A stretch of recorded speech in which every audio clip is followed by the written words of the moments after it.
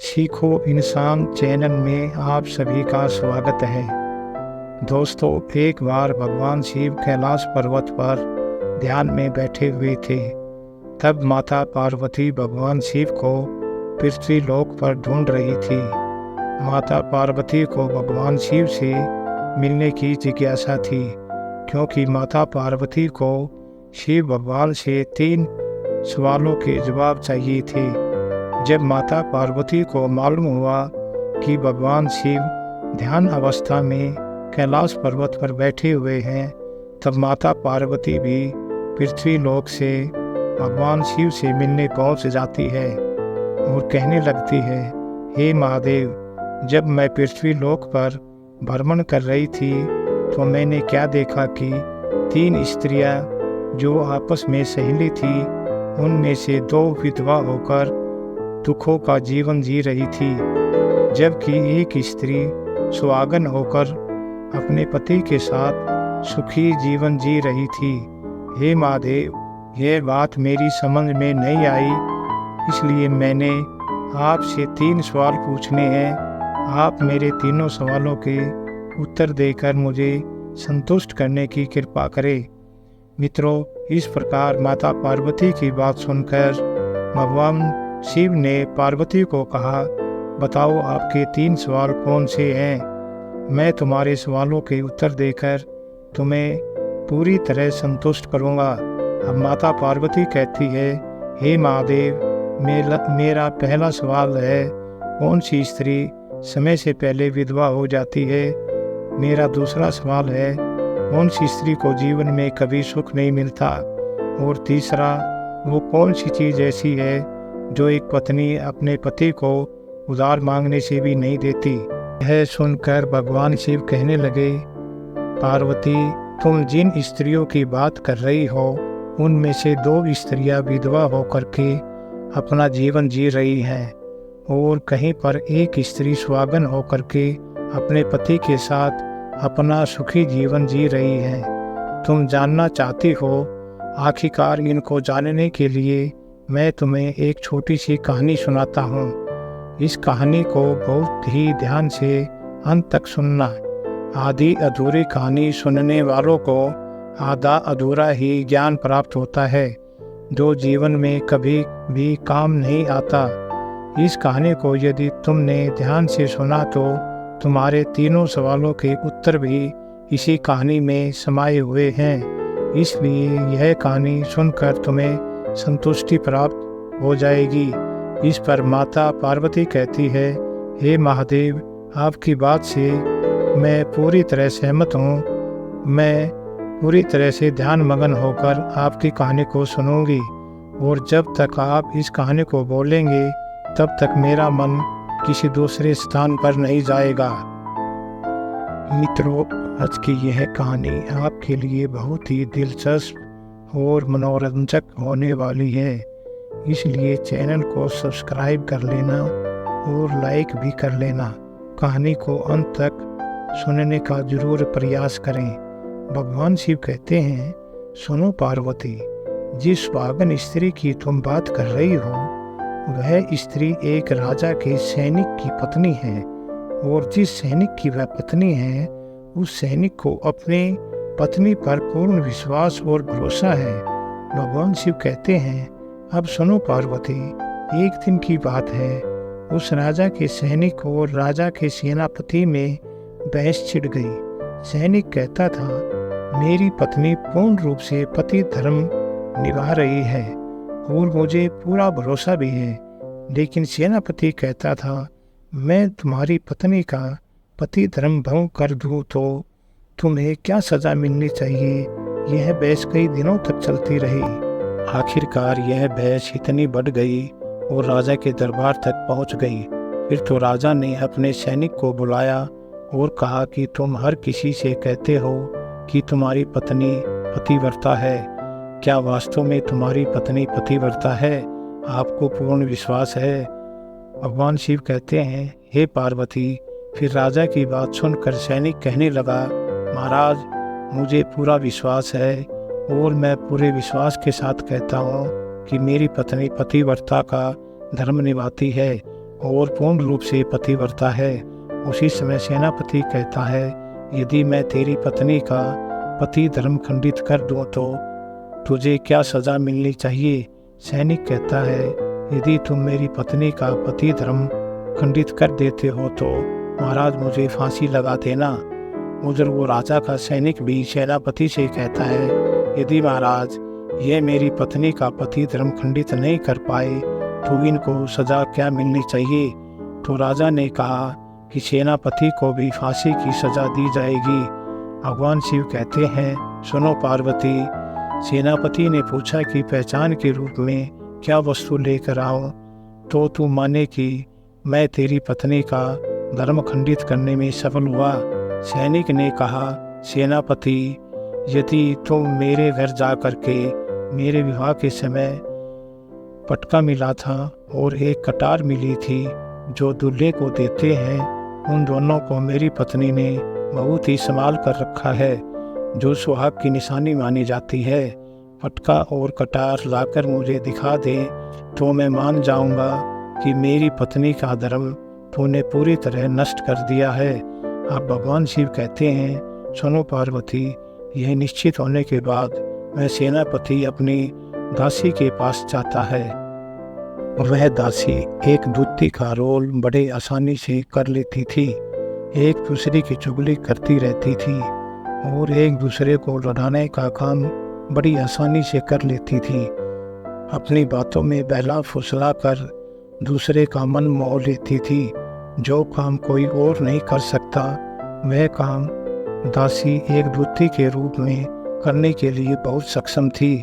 सेनापति ने दासी से कहा कि देखो, इस नाम का एक व्यक्ति है, इनसे मेरी शर्त लगी है।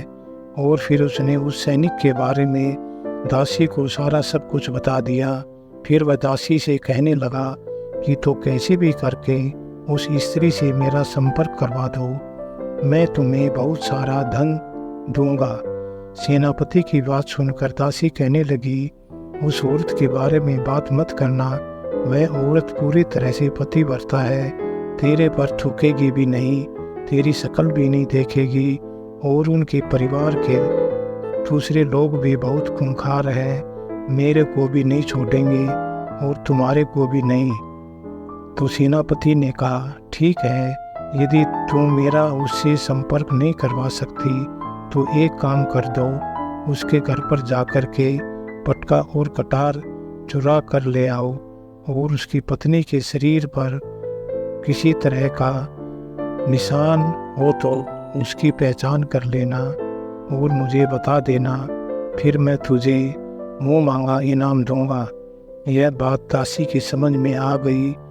उसने कहा, ठीक है, मैं तुम्हारा काम अवश्य कर दूंगी।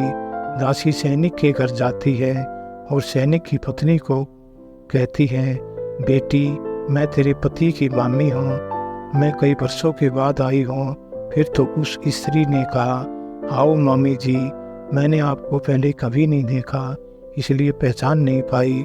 और इस प्रकार सैनिक की पत्नी ने बहुत बड़ा मान सम्मान दिया। सैनिक की पत्नी के पास रुकी। एक दिन जैसे ही सैनिक की पत्नी नहाने के लिए गई तो दासी ने बड़े प्यार से कहा, तुम तो मेरी बेटी के समान हो, मैं तुम्हें बहुत प्यार करती हूँ, इसलिए मैं तुम्हारी कमर मसम देती हूँ ताकि अच्छे से नहा लोगी। इस पर सैनिक की पत्नी ने बहुत मना किया और कहने लगी, मामी जी रहने दो, लेकिन वह नहीं मानी। काफ़ी दिनों के बाद मेरी मुलाकात तुमसे पहली बार हुई है। अब ऐसा कहकर वह दासी मुख पर हाथ फेरने लगी। आंखों को धोने के बहाने से उसकी आंखों पर पानी मार दिया। पानी से जैसे ही उस स्त्री की आंखें बंद हुई तो दासी ने सैनिक की पत्नी के गुप्तांग के पास जा पर एक तिल था वह देख लिया। अब तो दासी ने सोचा, मेरा काम बन गया। स्नान करने के दौरान ही मौका पाकर कटार और पटका चुरा लिया और कुछ देर के बाद कहने लगी, अब मैं जा रही हूँ, तुम भी आना मेरे घर, तुम मेरी बेटी समान हो। और सीधी सेनापति के पास पहुँच गई। दासी ने सेनापति को पटका और कटार दे दिया और गुप्तांग पर तिल होने के बारे में बता दिया। भगवान शिव कहते हैं, पार्वती, फिर वह सेनापति पटका और कटार लेकर सीधा राजा के दरबार में पहुंच गया। सेनापति ने पटका और कटार सैनिक को दिखाने के लिए राजा से आज्ञा मांगी। तब राजा की आज्ञा पाकर के सेनापति ने उस सैनिक को पटका और कटार दिखा दिया। उसकी पत्नी की जांघ पर तिल भी बताया तो सैनिक मान गया कि वास्तव में आज मेरी पत्नी ने अपना पति धर्म पूरी तरह से भंग कर दिया। भगवान शिव कहते हैं, पार्वती, फिर तो राजा ने फांसी का दिन 10 दिन के बाद का रख दिया और कहा कि सैनिक को 10 दिन के बाद में फांसी पर चढ़ाया जाएगा। और सैनिक से कहा, तुम्हारी कोई आखिरी इच्छा है तो बताओ। उसने कहा कि मैं अपनी पत्नी से अंतिम बार मिलना चाहता हूँ। इस प्रकार राजा ने उस सैनिक को आज्ञा दे दी, तुम अपनी पत्नी से मिल सकते हो। फिर सैनिक अपने घर गया और अपनी पत्नी से कहा कि आपने मेरे साथ में बहुत बड़ा विश्वासघात किया। मैंने आपके विश्वास पर सेनापति से ऐसी शर्त लगाई थी कि राजा के दरबार में राजा के सामने मैंने कहा था कि मेरी पत्नी का पति धर्म कोई नष्ट कर दे तो मुझे फांसी दे देना। मुझे 10 दिन के बाद में फांसी लगा दी जाएगी।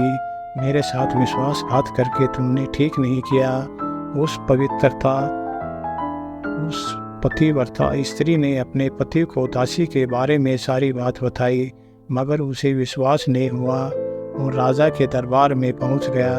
अब उधर सैनिक की पतिव्रता धर्म पत्नी ने शिव भगवान को याद किया और अपना भेष बदलकर राजा के दरबार में पहुंच गई और राजा से अपना नाच दिखाने की आज्ञा मांगी। राजा नाच गाने के बहुत शौकीन होते हैं, इसलिए राजा ने आज्ञा दे दी और अपने मंत्रियों को आदेश दिया कि इस सुंदरी का नाच गाने के लिए व्यवस्था की जाए।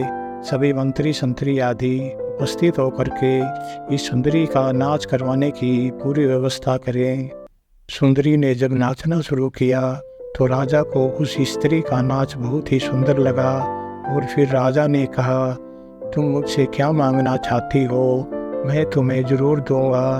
भगवान शिव कहते हैं, पार्वती, फिर उस सैनिक की पतिव्रता स्त्री ने कहा, महाराज, आपकी सभा में मेरा चोर है, इसने मेरे घर का सामान चुराया है मगर आज तक वापस नहीं दिया, उसे फांसी की सजा दे दो। अब राजा ने कहा, ठीक है, बताओ मेरे दरबार में तुम्हारा चोर कौन है, उसका नाम क्या है, मैं उसको फांसी की सजा दे दूंगा। पतिव्रता स्त्री ने सेनापति को चोर बता दिया और कहा, यह मेरा चोर है, इसको फांसी दे दो। जब सेनापति ने सुना कि यह सुंदरी मुझे अपना चोर बता रही है तो वह कहने लगा, महाराज, मैं कसम खाकर कहता हूँ कि मैं इसको जानता तक नहीं, मैंने आज तक कभी देखा ही नहीं है, तो मैं इसका चोर कैसे हो सकता हूँ। मैंने आज तक इसकी शक्ल भी नहीं देखी है। जैसे ही सेनापति ने कहा कि मैंने इस सुंदरी की आज तक शक्ल भी नहीं देखी है, तो वह सुंदरी कहने लगी, सेनापति मुझे जानता नहीं है, तो आप इससे यह पूछो कि यह पटका और कटार कहाँ से ले आया। मैं उस सैनिक की पत्नी हूँ जो आपके यहाँ पर सैनिक है। सेनापति ने अपनी दासी को दूती के रूप में मेरे पास भेजकर मेरी जांघ के तिल को देख लिया और उसी ने यह पटका और कटार चुरा ली। आपके सेनापति द्वारा भेजी गई दासी जब मेरे घर पर आई तो उसने कहा, मैं तुम्हारे पति की मामी हूँ, पहली बार आई थी इसलिए मैं उसको पहचान नहीं सकी। और महाराज, जिस प्रकार मैंने उस स्त्री को अपने यहाँ पर बहुत बड़ा मान सम्मान दिया और अपने यहाँ ठहराया। राजा ने सुंदरी की बात सुनकर उस दासी को बुलाया। फिर दासी ने राजा को सारी सच्चाई बता दी। राजा ने सच्चाई को जानकर उस सैनिक को बरी कर दिया और सेनापति को फांसी पर चढ़ा दिया। भगवान शिव कहते हैं, पार्वती, किस प्रकार उस सैनिक की पतिव्रता स्त्री ने अंत में राजा से कहा, महाराज, मैं अपने पति से बहुत प्यार करती हूँ, मैं एक चरित्रवान स्त्री हूँ, कभी भी मैं अपने पति का नाम तक अपने मुख से नहीं लेती हूँ। अब भगवान शिव कहते हैं, पार्वती, मेरी कहानी पूरी होती है। अब तुम अपने तीनों सवालों के उत्तर क्रमवार सुनो। तुम्हारा पहला सवाल था, कौन सी स्त्री समय से पहले विधवा हो जाती है? सुनो, जो स्त्रियां अपने मुख से अपने पति का नाम लेती हैं वह समय से पहले विधवा हो जाती है, क्योंकि पति का नाम लेने से पति की उम्र कम हो जाती है। तुम जिन 3 सहेलियों की बात कर रही हो उनमें 2 विधवा हैं और एक यह नौकर की पत्नी है जो पतिव्रता है। वो कभी भी अपने पति का नाम अपने मुख से नहीं लेती है।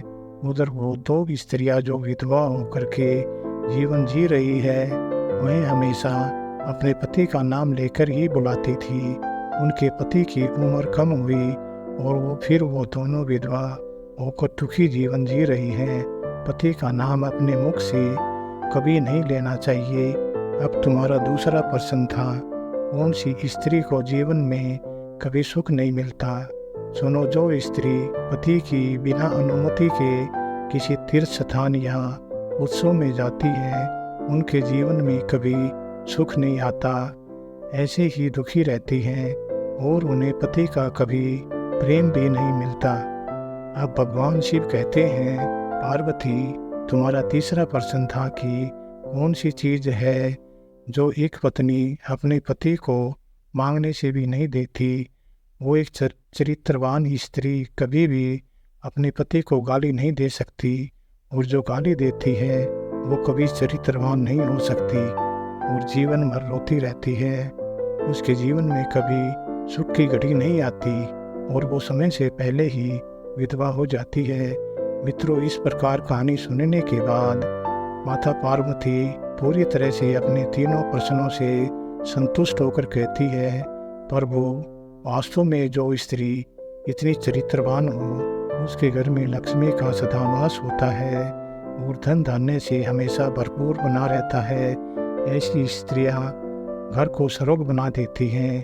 तो मित्रों, यदि आपको कहानी पसंद आई हो तो भगवान शिव और पार्वती के आप भगत हो तो हमारे चैनल को सब्सक्राइब अवश्य कर लेना और एक लाइक भी अवश्य कर देना।